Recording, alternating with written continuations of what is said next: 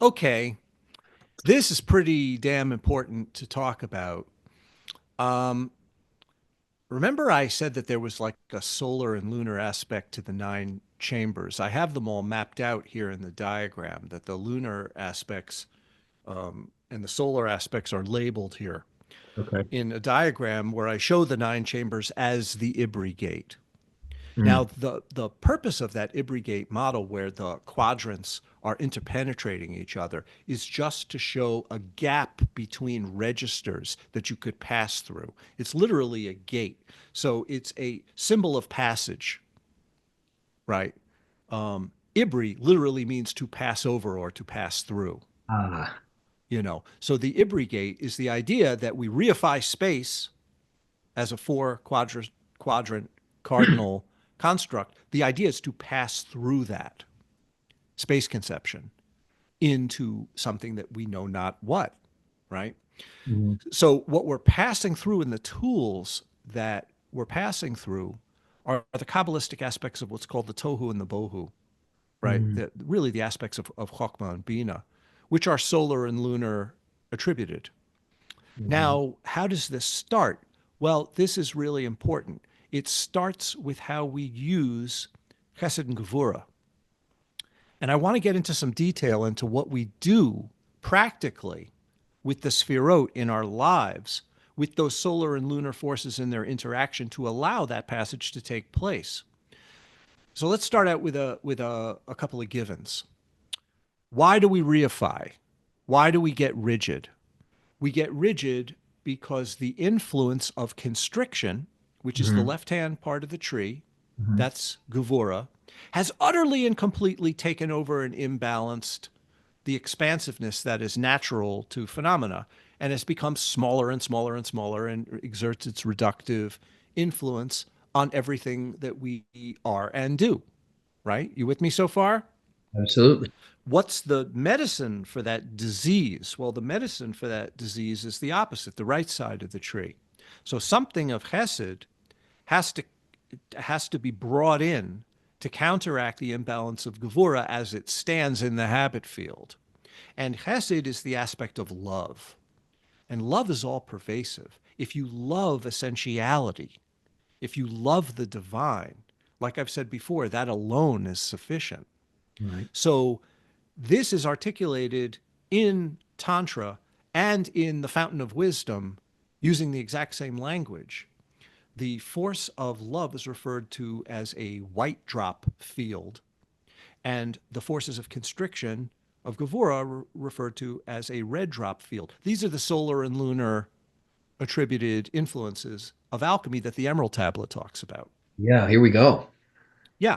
So when you're immersing in contemplation and you love the essence, it is very different than a cold, sterile, academic Mhm. contemplation. It's the fire. It draws out the life force that will create an actual change. Mhm. So there's something, but the goal is not either right or left. The goal is what you're doing with the middle pillar. Right. Yeah. So, but in order to do that, you have to correct an imbalance of the left hand side. And this Mhm. is part of the reason why there are two Hays in the divine name, Mhm. because there's a disparity between Bina and Malkut that's fucking you up.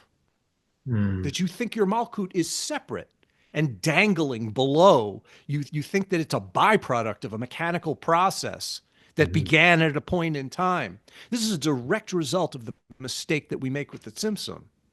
If you Mhm. view everything mechanically, then you get a mechanical universe. Mhm.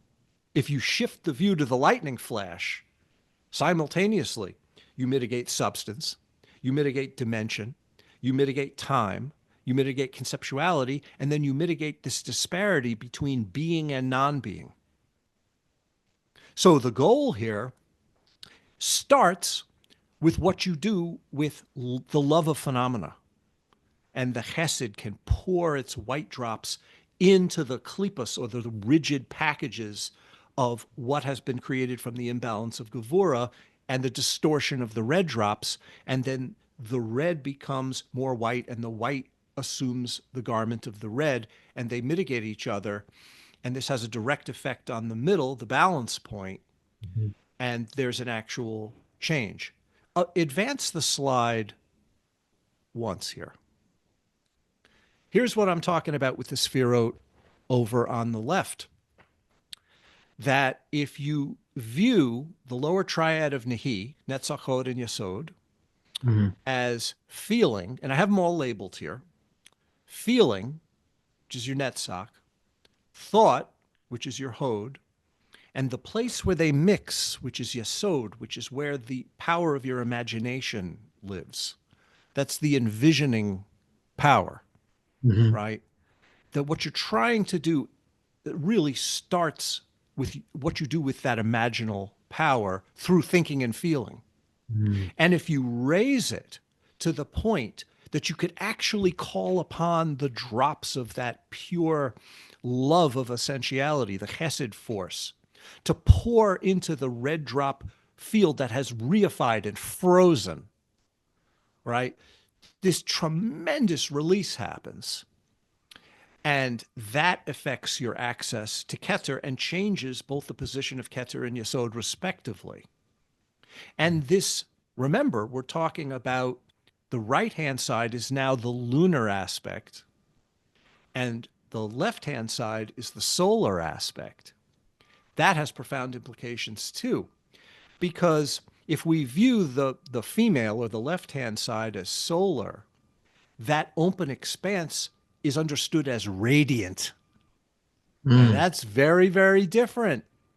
Because if that open expanse is only the moon, then all it does is carry something that's brought over from the right hand side. But if it's self glowing and radiant like the sun, then we understand that what's being carried or reflected by the moon is not what we thought at all, and is something that is beyond this distinction between immanent and transcendent, or what we could call infinite and finite. Mhm. So every aspect of these triads, and this is where the triad theory bears it out. You have the lower triad where you think and feel and imagine, but then you have this etheric triad where the psycho-etheric dynamics start to play out through the drop structure and the conglomerations, which is what the Fountain of Wisdom talk about. If Mhm. that ascends, then the white drop activity immerses as pure wisdom, and the red drop activity immerses in its basic expanse. And that's the supernal aspects of Chokhmah and Bina. And then Keter changes accordingly. But this is something that exists even in the Or Ein Sof itself.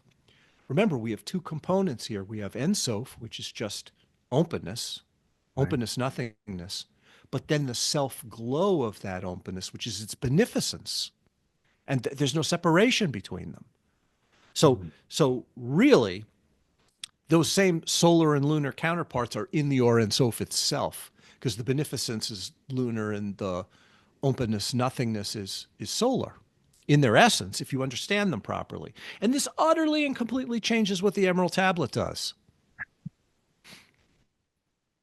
Yeah. And just to sort of, because the vernacular is certainly while familiar, I think it's increasing in technicality. So just to reiterate, the white drop field is essentially, practically utilized as love. Yeah, what the Fountain of Wisdom gives us in its visionary depiction of this scenario is like this wild psycho-etheric ocean of interacting elements that kind of doesn't make any sense. But what the imagery does is puts very, very subtle contemplative feeling tones that Mm. have no correlate in language Mhm. into pictorial form that you can then visualize. It's kind of like what the Egyptians did, Mhm. when they had sort of a hieroglyphically based use of symbols, right? They're taking something that can't be communicated in discursive language, and they realize language will fail. So Mhm. we better give you a visionary substitute, and then we'll let symbol take over. So the word has a limit, but the symbol takes over where the word leaves off. Yeah. And I think you also, I think what would be maybe appropriate to just mention or elaborate a little bit, we're talking about fields and stuff like that, but I think one time you had mentioned that that's how you sort of encounter certain things phenomenally, as I think you call them textured fields. That's right, but those are the fields of your own perception. Yeah, but I think that's a really great way of describing, this change that you're talking about in terms of discrete phenomena, going from that to a textured field, even though it's like the next step of breaking your perception down. Well, think about what happens when you go from ordinary consciousness, where you're thinking and feeling and imagining in a reified, discursive way, right? Mhm. And you're elevating that from the lower triad of the Ruach to the upper triad of the Ruach. I mean, you know what that is. What Mhm. you're doing is you're utterly changing registers. You're Yeah. completely changing registers. And in that register, that's a visionary register.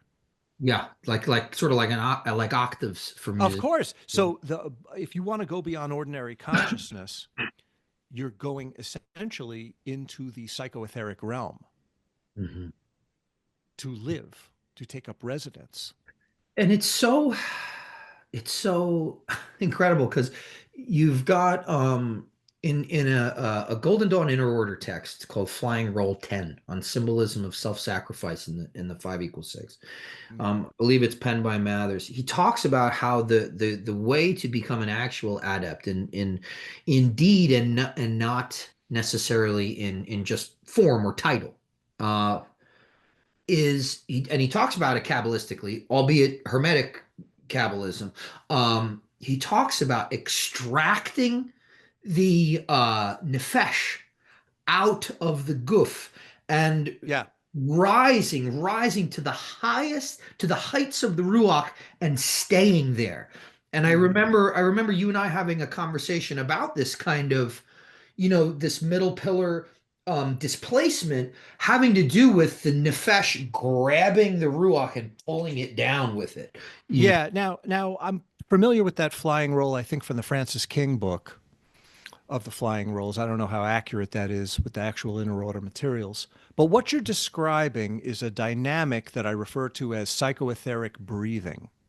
That there's two dynamics with the right and left that have correlates in contemplative meditation. One is called pulling, which is like a squeezing, and the other is a releasing, right? And they breathe, they act in tandem with each other, the red drop and the white drop fields, that at a certain point, you're pulling life force that is brought into the mind's eye, we could say. But Uh, if you pull and pull and pull, you're gonna stiffen it and it'll freeze. So at some point you have to release it so that it joins the expanse. The drop goes back into the ocean. And you're constantly oscillating between these dynamics of pulling and releasing. mhm, That's the interaction of the sun and moon alchemically in contemplation. mhm, That's what you do with the winds internally, mhm, is basically your mind. Now, when I say wind, the term in Hebrew is ruach, the term in Sanskrit is prana, the mhm. term in Tibetan is lung. So we're talking about the psychoetheric force itself that you're manipulating here. And if you're doing this type of work, you elevate contemplation to a form of alchemy, Mhm. right? And the pulling and releasing gesture, you do it over and over and over and over until the predicate for the subject object, meaning like there's somebody doing it and something Mhm. being done, or you're doing it to something, Mhm. just disappears. Yeah. And it's like the ground of essentiality is just breathing itself Mhm. through the expression that you used to call you. Mhm. Yeah, and that is a kind of enosis or henosis, right? Like a union, where subject and object are dissolved or unified, really. Yeah, you could use any kind of language you want to describe it, but the reality is that no language actually describes it. Yeah, well, that's true. That's the caveat at the beginning of all of this. Yeah. Yeah. So that's why we have these symbols. That's why you got to use symbols, because words punk out. Right. You know, words just give up. They can't do the job. Symbols do the job. So we use sun and moon. We use red and white. We use psycho-etheric winds. It doesn't really matter, because once you understand what I'm saying, it's a matter of doing it. Yeah. Yeah, and you look at that in the Platonic tradition, and it's very, very apparent in the Cratylus. Plato basically defines nouns or words as a method of literally, quote, dividing being. So yeah, they're gonna fail. Right. So let's go to the next one. Next image. Okay. I, the moment at which the breakthrough happens, which is that offering of dot to Keter, so that the force of the nine Sefirot collapses into Keter, and the restrictive way that it operates breaks open and it becomes transparent, and the virtues of the nine chambers become available. I refer to that as the lightning flash. Uh-huh.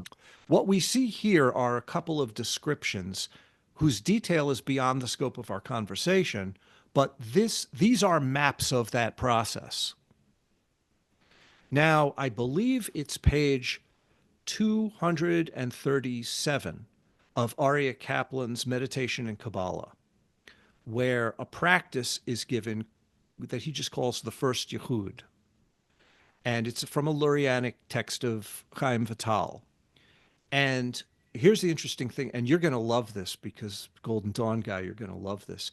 What it is a Lurianic version of what you call the middle pillar practice. Mhm. And it involves several usages of divine names that are very interesting. One is an expansion mode, and the other is what's called a shiluv, or Mhm. an interpenetration of two divine names merging together. And if you do it properly, the lower name is incorporated into the upper name, and then the shaluv is formed. Or you could do it the opposite way, where the upper name is incorporated into the lower name. The way that you determine which one is being used is which letter is first. Mhm. Okay, so if it's Adonai into Yud He Vav He, it's uh, then the Yud He Vav He is taking the Adonai, and it's Yud Aleph He Dalet, right? If it's the other way around, then the Yud He Vav He goes into Adonai, and it's Aleph Yud Dalet He. You see what I'm saying? Wow. Yeah. Right, those are the shiluvim. And to seal it, the sealing function is the expansion. And there's four ways to expand any divine name, spelling them out, spelling each letter out. So you can make a practice of this along the middle pillar, where you make these changes, and it's like a deep contemplative practice. This is called a Yehud style Kabbalistic meditation. Mhm. But what I'm saying ultimately with the lightning flash is formless. So you don't have to do it this way. And what I have diagrammed out on the left-hand side of the screen is just the sheer dynamic of reality breaking open in the total dominance of that essentiality. And that's the lightning flash itself, which is the goal of the whole Yehud practice in the first place. Mhm. So I just wanted to, I'm not going to explain all of this. It's beyond what we have time for. But I just wanted to show ways that this actually is used in practice. These are technical explanations and technical practices. Yeah. And if the listener or really viewer wants to examine this in any detail, they can just pause this and read it, or even better yet, get out there and purchase some of David's work, because a Yeah, lot read any of of the 25 books that I've written on the subject. well, 12 in the past year. So- Yeah, in 2024, I wrote 12 books, and it almost killed me. Yeah, literally. Yeah, literally. Yeah, it ended up in a trip to the hospital, actually. Mhm. But Mhm. you know, Well, thankfully for now, you're on the right side of the dirt with us. I know that yeah, that's just a convention of my habituated conceptuality, but I think it's funny to say that. So yeah. No, look, I mean, once you get fucked up and almost die, um, it's all kind of funny, yeah. you Well, know. there you go. So let's go to the next image here. Okay. Okay, here's an interesting thing. If you look at a tree without dot, and I mentioned just briefly the crystallization of the Asperclaria, the philosopher's stone. Where does it really happen? It happens right in the dead center of the tree. So over on the left, I have a model of the tree that most people really probably never thought about before. You have the three supernals above, you have the lower triad of Hod, Netzach, and Malkut below, and the elevated middle pillar creates a quadrisected circle out of the Ruach, Tiferet, Yesod, Chesed, Gevurah, and right in the middle there is where the crystallization happens. Mm. And that's a pretty important tree to study because it's a perfect symmetry when dot is no longer making the displacement at the point that you guys would call the abyss. Mhm. And And, now there's also something kind of vaguely anatomical about this disposition as or well. overtly anatomical, because Right. that's how they express it in Lurianic Kabbalah, is with the Right. partsufim and the parts of the body. Right. Exactly. But that's another discussion. Yeah. Oh, and you've the so at the upper end of this the more ornate diagram, this is a familiar image here of the supernals, but then you've got this kind of three circled chain right there. Yeah, We well, talking what about the that three shows, heads? yeah, like you have the two hays. Basically, you're unifying Malkut and Bina at Hmm. that point. And then the two triads of the Ruach between them, where you have what we talked about before, the Rosicrucian grade system, the Okay. template for it. Yeah.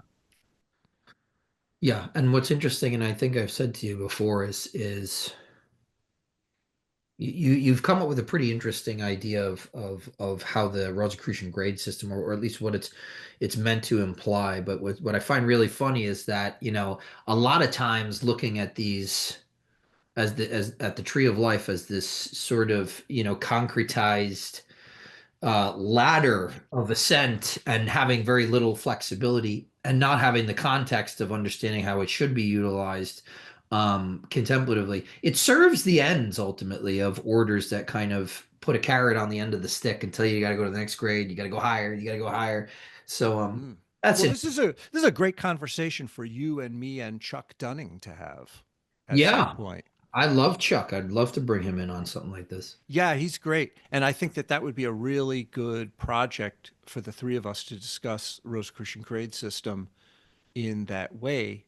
But here, what I have in my idiosyncratic diagram is you see how I'm crystallizing the Asperclaria out of the geometry of the nine chambers, Hmm. which of course is an extension of my diagram of the Ibri gate. So this is a whole field of seal making. Mm. So advance one more image here and I'll show you what I'm talking about. Wow. Um, oh, I thought I had another image here, but never mind. I'll just tell you what this is. Sure. Um, when I try to explain the overview of the system, right, every now and then I try to just make a good overview, and I've tried it 3 times. And these are 3 different overview depiction systems. On the lower left, I wrote an entire book that tried to describe the dynamics of the path using just simple ways of presenting the tree and the 9 chambers and all of these things. And that project is called the 32 Keys, where I took 32 parts and I put them on cards. And you can use them for contemplation as you're learning the system. And I wrote a chapter of commentary on each one and then gave you the card to do exercises with, contemplation exercises with, to sum up an overview of like the whole thing of what I'm talking about. Hmm. And that was one attempt at an overview. Above that on the left is the first diagram that I did called the long scroll. Now, long scroll is a term I use for a style of representation. where there's a massing of notes in a way that is very much like those Kabbalistic scrolls, that are very traditional. So I call it a scroll because I'm hearkening back to Kabbalistic scrolls. But basically, it's a method of massing information, which is very different than what I did with 32 keys, where I took each part and made them discrete and separate, Uh-huh. right? Long scroll is like a summarization where synthesis and relationship dominates. Mm. And that's another language where I've mapped out an overview. What I have over on the right here is simply an overview in pictures. Mhm. And this is from a book I did called The Ætheric. And I tried to take the Kabbalistic path and just reduce it to 9 statements. Now, each one of these 9 statements, this is a distillation of that long scroll, that they're actually the same content, but one is done in one way and the other's done in another way. Mhm. So if people want to get a sort of vision of the whole project, these overviews might be kind of useful for them. Like, for example, in the Ætheric, it starts with essentiality. Now I'm going upper row, left to right. That the first image is, and it has a chapter with commentary on it in this book called The Ætheric. It's just about essentiality. The second one is about the Tzimtzum. The third one is about reification, creating what's called a klipa, Mhm. or an enclosure that solidifies. Down on the second row, the klipot, the reified patterns, you could say, form networks in Mm. which we live. We live Yeah. in those networks as ordinary people. The next one shows the raising of the sparks to challenge that. The one after that shows the 3 heads of Keter. On the bottom row, you have the 9 chambers, then you have the description of a practice, then you have the crystallization of the aspiclaria. And Mm. those 9 stages, they kind of summarize the entire curriculum. So if people want to get a bird's eye view of what I'm talking about, I tried to tell them, here with these summarization systems, Mhm. because every once in a while you got to pull back and say, well, like, how do I describe what it's actually all about? Yeah. Yeah, absolutely. I think that's, well, one of the reasons why we're kind of doing something like this. I mean, even though we've gone for close to 4 hours, but it's still not, we haven't really gone in in the level of depth. It's a nice start.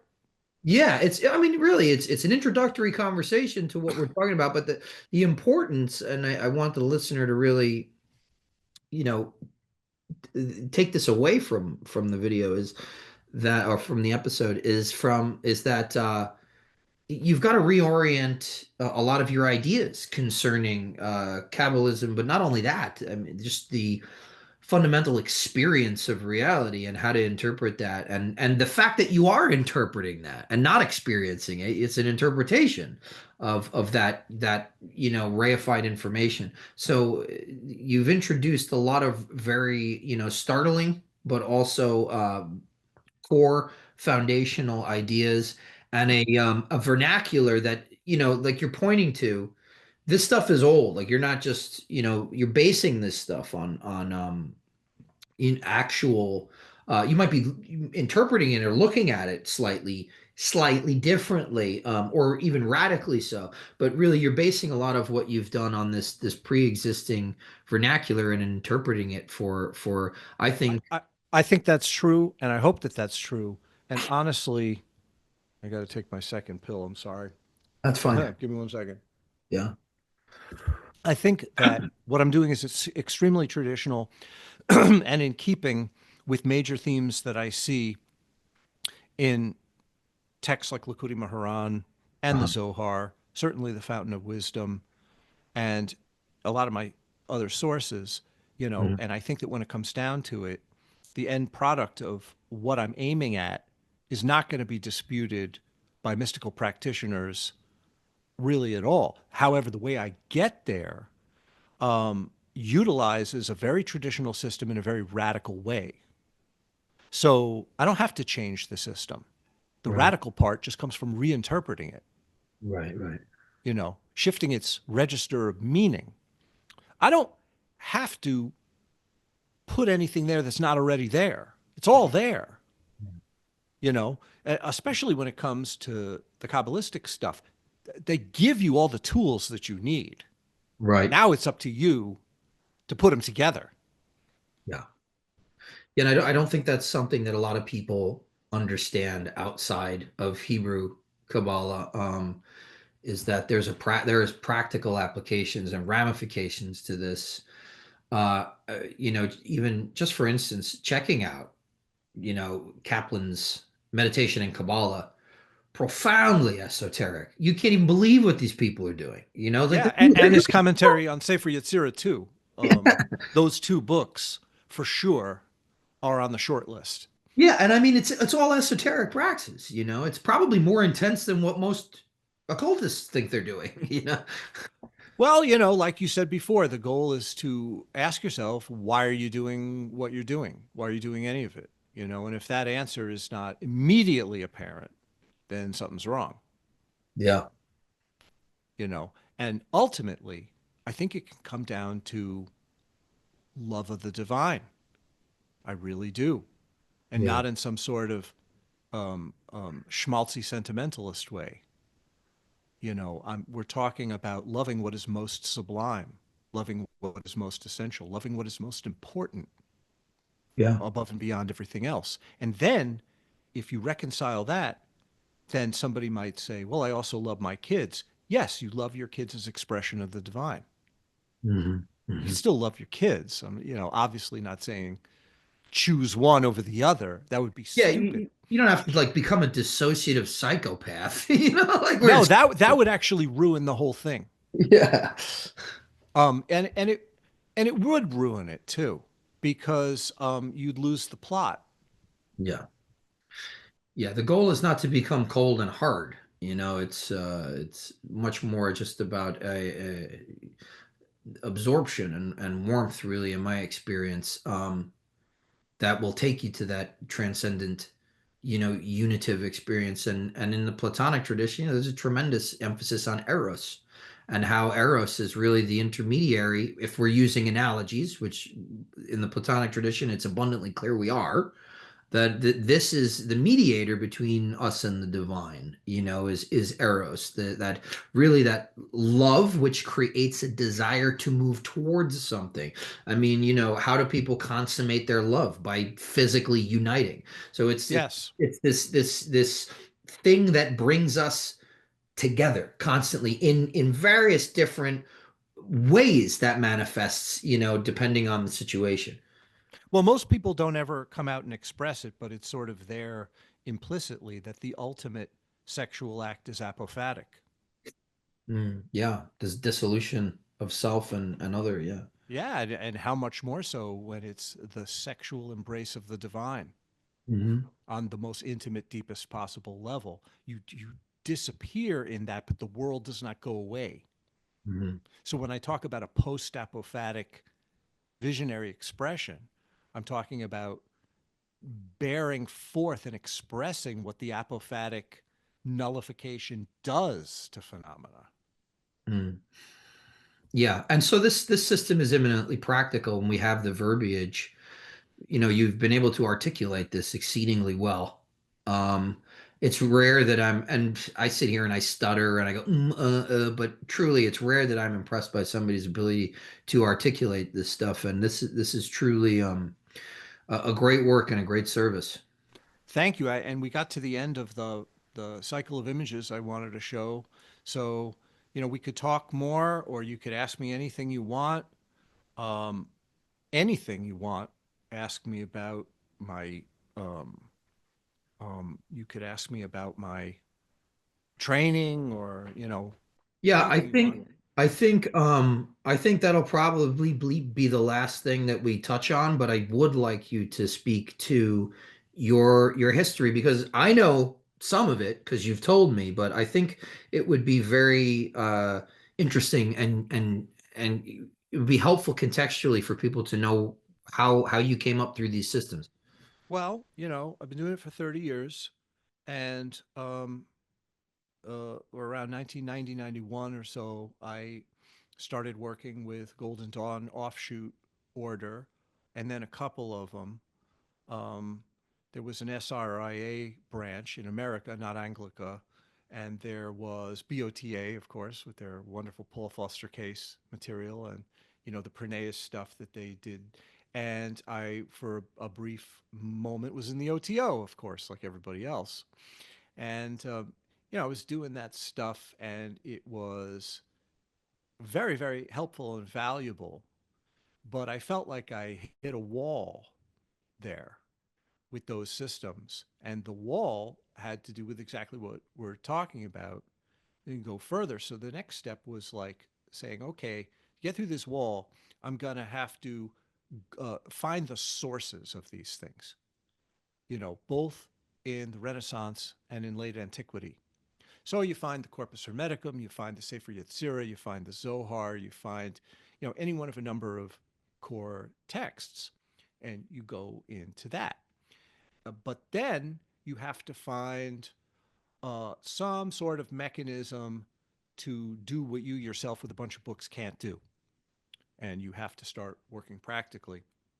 And at that point, I had to take the alchemical portion of this and really go off that. So I found a source that I don't really want to talk about too much, but it was a source of alchemical techniques and practices that afforded me a view where I first encountered non-duality, both from the perspective of um, both, there was a certain aspect of Hindu Advaita in it, there was a certain aspect of Buddhist Dzogchen in it, there was a certain aspect of Tantric Vajrayana in it, and there was a certain aspect of Sufism in it. And this was a community where I went to live for a number of years.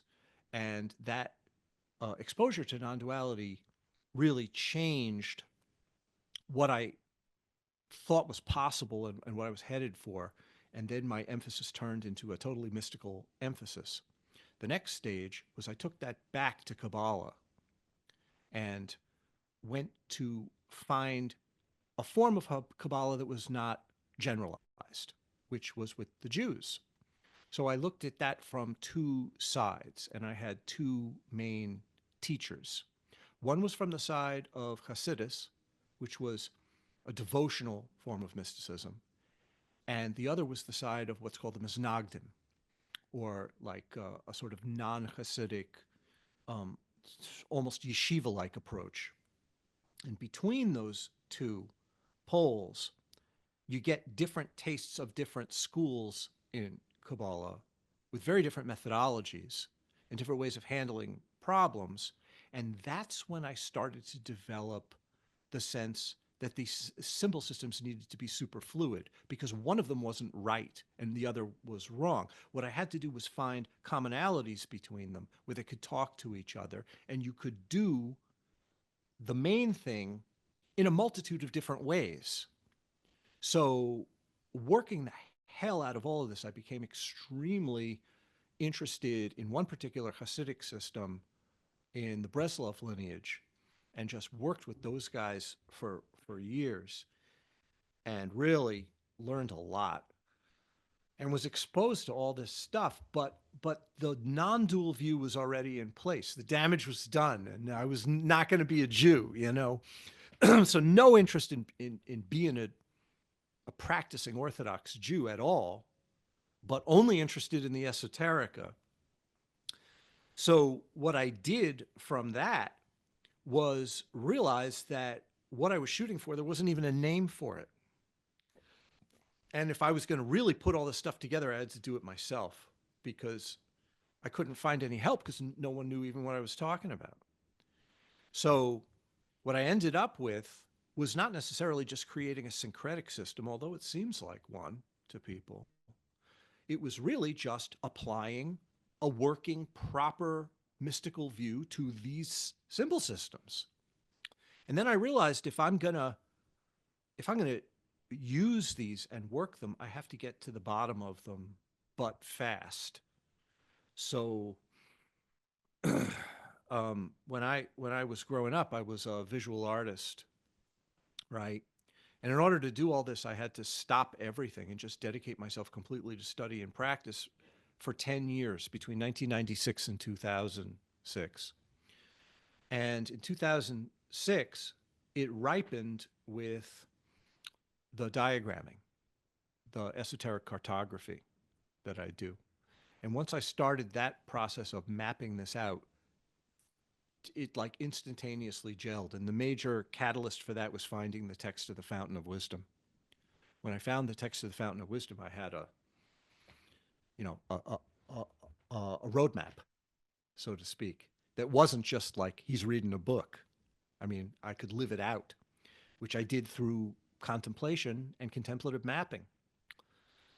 And then a bunch of interesting thing happened where I realized I have to put the pedal to the metal here, and I had to do a series of formal retreats that culminated in a 3-year silent solitary retreat where my wife moved out of the house and I could be alone. And, so 3 years, basically without speaking. And that's where I came up with the major connections that ended up in all of my books.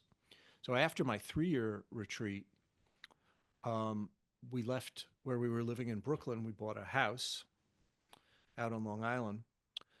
And I lived in a state of semi-retreat or informal open retreat for 10 years and wrote a lot of books. And that 10-year period ended last year. And now I'm about to embark on who knows what the next step will be, but it's gonna have to do with taking all these books that I wrote and like working them with people and getting out there a little bit, which is something you and I have talked about this. I don't exactly know how to do that. Well, this is part of it. This is part of it. Yeah. So here I am, having written 24 books and, done all this retreats and stuff and having stuff to talk about. And what I presented today with you was just kind of like a blueprint Mhm. for 30 years of work. Yeah, and revolutionary, I think, in terms of like in its implications for the utilization of the Kabbalah and these methods of quote unquote ascent, which is not what we're actually talking about. We're talking about union, right? That's the goal of theurgy, is not ascent. The goal is enosis, union, and they're talking about the same thing. So I think that rather than like this, and this is for the listener now, this the when you really understand what is being said and what is being implied, it actually makes the system we use make more sense. It's actually, this stuff becomes more workable and less enigmatic from the perspective of like contextualizing the phenomenology. What the fuck am I actually doing? Well, Right. this is what we should be aiming to do, and not getting lost in all these conceptual models that are just meant to be analogies. They're meant to be symbols. It's very, very important to come to terms with first principles constantly throughout your development and Mhm. answer the question, why am I doing this? You Mhm. know, because it's so elusive. It's so easy to fall into the work and lose the basic intention. Mhm. So, yeah, that has to be paramount. And Rebbe Nachman of Breslov has a very interesting thing that he says. He says, "Today I will begin," meaning like every point you should be saying, it doesn't matter whatever I did. I'm starting again now. I'm starting now. Like whatever I did before, it's like imperfect to me. And I'm going to shoot for the ultimate starting now. But you're constantly saying starting now. Mhm. You're always in a state of starting over and beginning new, Yeah. right? And if you don't do that, you're going to think some reified conception of what you did or accomplished, or I'm a big so and so or whatever. No, no, no, no, no. Like failure is your buddy. Mm. You know, just can write it off, start again, start now, Mhm. always. Mhm. And then you can't lose because you're new, you're reborn, you're like newly raised. Yeah. Yeah, that's beautiful. And it's also very apropos our discussion, like I said in the beginning of this talk, I kind of just was like, oh, well, we live in space and time, and you're like, well, do we? And I think that, yeah, that this idea of the fact that we can't go backwards in time, right? As a unit of measurement, it's a complete anomaly. You can't go backwards or forwards. You can only be where you are. And that's kind of the key to where this unit of experience happens. It happens now. Oh, I want to say something about that. The way that we go backwards in time, or so we think, Right. is through memory. Mhm. And reification posits a memory based system of interpreting reality, where every association that you make for what you are perceiving in what you think is going into the future in a linear sense is actually based on memory patterns that you've established in the past. So in Mhm. a sense, when you're operating in the networks of klipas that entrap you, you're you're being magnetically pulled into what you think conceptually is the past because you figured it out before and made memory connections before and you're defaulting to them. Mhm. Mhm. So what I'm talking about is a resistance against networks that are created by memory. Mhm. Yeah. Well, that is that's a tremendous work. That is a tremendous work, I think. But we've got you've given us a clue to where to begin to contextualize it. You've even given some, practical applications. I think that's extremely helpful. And this will be a great primer for everybody to the work that you are going to continue to put out there. And yeah, keep in mind, if David, you're very, very, I would say you're discerning in the people that you choose to work with, but also very accessible, very approachable. So I'd encourage anybody that wants to talk about this stuff, bear it out further to get in touch with you. You know, I'm really glad that you said that because, I'm coming to the end of that, I said, semi-retreat 10-year period where I concentrated on writing books. I'm kind of hanging out the shingle here Mhm. where I want to work with people and Mhm. interact with people. Whereas before, it was pretty necessary for me to not do that. It was pretty necessary for me to first live in formal retreat and then live as a retreatant Mhm. in sort of an open way. And I wouldn't talk to anybody during that period for the most part. And, I'm coming from a very solid background of being an asshole. So it's like not exactly, I generally don't handle interpersonal relations in the best way, we could say. But, I'm learning. And at this point, I think that it would be important to work with people, work with groups of people, do live presentations, do live events, because after the pandemic, everything got frozen into Zoom courses. And I did Mhm. a whole lot of those. But the era of online Zoom courses really, I hope one day will be over and people will start working together in the old way. Because it just does so much more. You get so much more mileage out of it. It's better. It's just simply better. Yeah. Yeah, So absolutely. Well, David, I think that about wraps it up for our conversation today. But we'll keep it open and maybe to be continued. But I appreciate you, brother, for coming on and chatting with me and being so generous with your hard-won wisdom.